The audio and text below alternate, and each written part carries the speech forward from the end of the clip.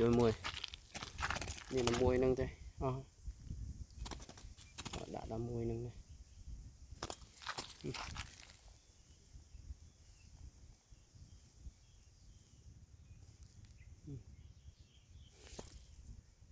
chơi mùi rồi bột đó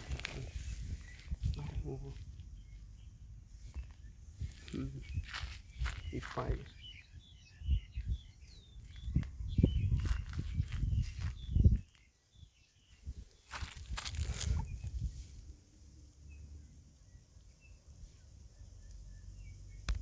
นี่เอง